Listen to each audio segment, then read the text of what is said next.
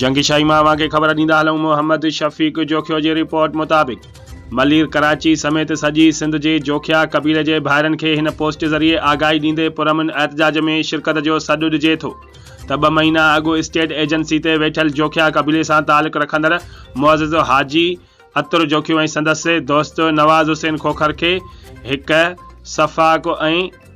किराए जे कातिल state agency अंदर दाख़िल थी शहीद करे छॾियो ऐं कातिल आसानीअ सां फ़रार थी विया, जंहिं क़त्ल जी CCTV वीडियो बि सोशल मीडिया ते वायरल थी। 2 महीना गुज़री विया आहिनि, कातिल गिरफ़्तार नाहे थियो। सफ़ाक ऐं बेरहम कातिल जी गिरफ़्तारीअ लाइ ईंदड़ आचर जे ॾींहुं सुबुह जो 12 वॻे 26 नवंबर 2023 ते ॻोठ सोमार लॻे गुलशन हदीद जे साम्हूं शहीदनि जे वारसनि ऐं जोखिया क़बीले जे माण्हुनि पारां क़त्ल जे गिरफ़्तारी लाइ पुरअमन एहतजाज कयो वेंदो, जंहिंमें शिरकत लाइ जोखिया क़बीले जे माण्हुनि ऐं ज़ुल्म ख़िलाफ़ जदोजहद कंदड़नि खे गुज़ारिश कजे थी त मलीर जे सहाफ़ी भाइरनि जे सहकार जा मुंतज़िर रहंदासीं। इंतहाई क़ाबिल एहतराम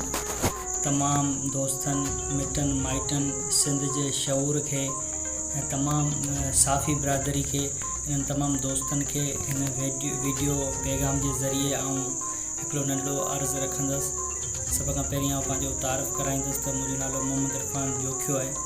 ऐं हाजी अज़ीम जोखियो जो फ़र्ज़ंद आहियां ऐं मुंहिंजो चाचो शहीद हाजी अतर ख़ान जोखियो उनजो भाइटियो आहियां। ऐं जीअं त तव्हां तमामु दोस्तनि खे ख़बर आहे 30 सेप्टेम्बर 2023 ते मुंहिंजे चाचे खे हिकु स्टेट एजेंसी जे अंदरि सूमार जोखियो ॻोठ में बेदर्दी सां क़त्ल कयो वियो। चाचो कंहिं कमकार सां स्टेट एजेंसी ते वियो, ज़ाहिरी ॻाल्हि आहे पब्लिक प्लेस आहे, उते हर माण्हू वञे थो ऐं चाचो वियो उते जेको उन स्टेट एजेंसी वारे खे बि मुंहिंजे चाचे सां गॾु जेको क़त्ल कयो वियो, जेको इंतहाई ॾुखोईंदड़ ॻाल्हि हुई असांजे पूरे बिरादरी जे मथां। पर अर्ज़ु करण जो मक़सदु इहो हो त तक़रीबन 2 महीना थियण वारा आहिनि, पर पुलिस अञा ताईं कंहिं बि क़िस्म जी कार्रवाई न कई ऐं पुलिस खे सॼो केस हीअ हिकिड़ो ब्लाइंड केस न आहे। हिकु माण्हू पहिरीं पुलिस गिरफ़्तार कयो, उन जे ज़रिए